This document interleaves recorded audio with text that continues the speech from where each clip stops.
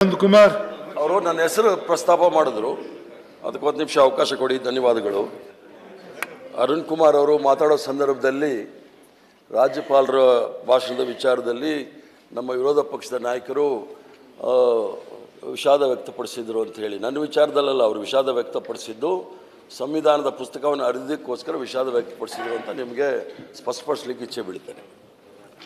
ವಸಂತ್ ಕುಮಾರ್ ಸಭಾಪತಿಗಳೇ, ಮತ್ತು ನಾನು ಕೂಡ ವಿಷಾದ ವ್ಯಕ್ತಪಡಿಸಿದೆ.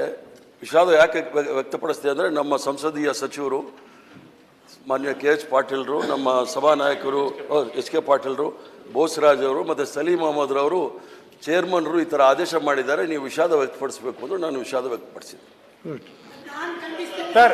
ರವಿಕುಮಾರ್ ಸಭಾಪತಿಗಳೇ, ಒಂದು ನಿಮಿಷ ಇದನ್ನು ತಿಳಿಸಬೇಕು. ಯಾಕೆಂದ್ರೆ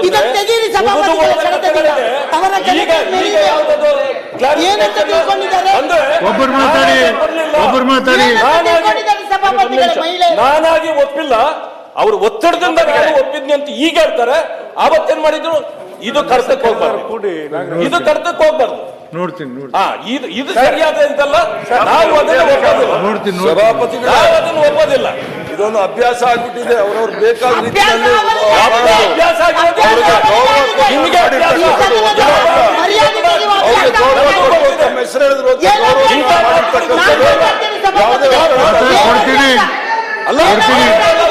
ನೋಡಿ, ಎಲ್ಲರೂ ಮಾತಾಡಿದ್ರೆ ನೋಡಿ, ಎಲ್ಲರೂ ಕಟ್ಕೋರಿ.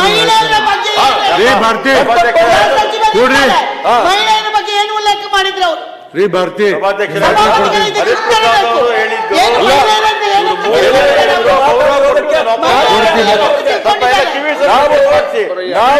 ಕೇಳ್ತಲ್ಲ ಇವರಿಗೆ. ಹರಿಪ್ರಸಾದ್ ಹೇಳಿದ್ರು ಅಷ್ಟು ಕೆಟ್ಟದಾಗಿ ಮಾತಾಡಿ ಏನು ಅನ್ಸಲಿಲ್ಲ. ಕೇಳ್ತಲ್ಲ ನಿಮಗೆ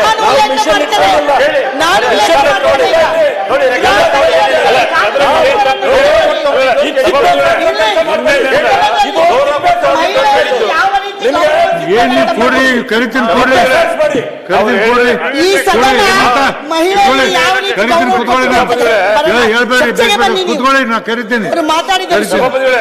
ಅವರು ಶ್ರೀಮಾನ್ ಹರಿಪ್ರಸಾದ್ ಅವರು ಹೇಳಿದ್ರಲ್ಲಿ ಏನು ತಪ್ಪಿದೆ? ಹರಿಪ್ರಸಾದ್ ಅವರು ಅಂತೇಳಿ ನೀವು ಮಾತಾಡೋದು ಸರ್ ಮೇಲೆ ರೆಫರ್ ಮಾಡಿದ್ರಿ. ಹಳೆಯ ಕೇಸನ್ನು ಯಾವ ರೀತಿಯಾಗಿ ಮಾಡಿದ್ರು ಅಂತೇಳಿ ವಿರೋಧ ಪಕ್ಷ ನಾಯಕರು ಯಾರೋ ಪ್ರಸ್ತಾವನೆ ಮಾಡಿದ್ರು, ಅರುಣ್ ಅವರು ಮಾಡಿದ ಸಂದರ್ಭದಲ್ಲಿ ಅವ್ರು ಎದ್ದೆ ಅಂತ ಹೇಳಿದ್ರು. ಇವರು ಸಭಾನಾಯಕರು ಮತ್ತು ಚೀಫ್ ವಿಪ್ ಅವರು ಮತ್ತು ಇವರು ಸಲಹೆ ಕೊಟ್ಟಿದ ಮೇಲೆ ಮಾಡಿದ ಏನು ತಪ್ಪದ ಅದರಲ್ಲಿ? ಏನು ತಪ್ಪದ? ಏನು ತಪ್ಪಿದೆ ಅದರಲ್ಲಿ? ಅವ್ರು ಒಳ್ಳೆ ಕೆಲಸ ಮಾಡಿದ್ರು ಅವತ್ತು ಅಂತ ಹೇಳಿದ್ದಾನು. ಅದು ನಿಮ್ಗೆ ಸಂಬಂಧ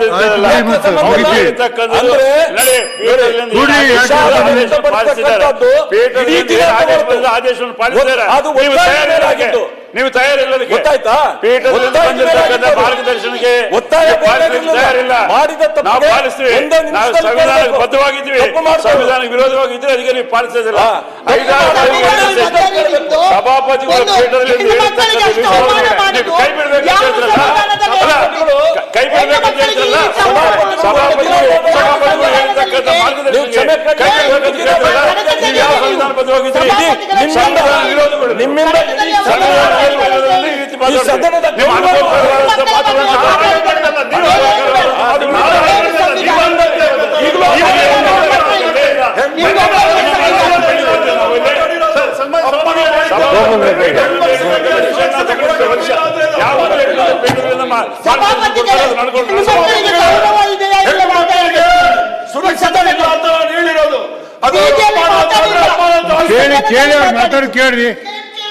ಕೇಳಿ ಅವ್ರು ಮಾತಾಡಿ ಕೇಳ್ರಿ, ಕೇಳಿ ಅವ್ರು ಮಾತಾಡ್ತಾರೆ, ಅವ್ರು ಏನ್ ಹೇಳ್ತಾರೆ ಕೇಳಿ.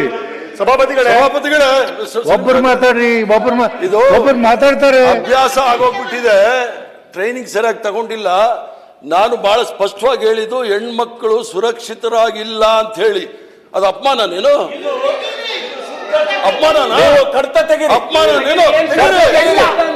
ಏನಿದೆ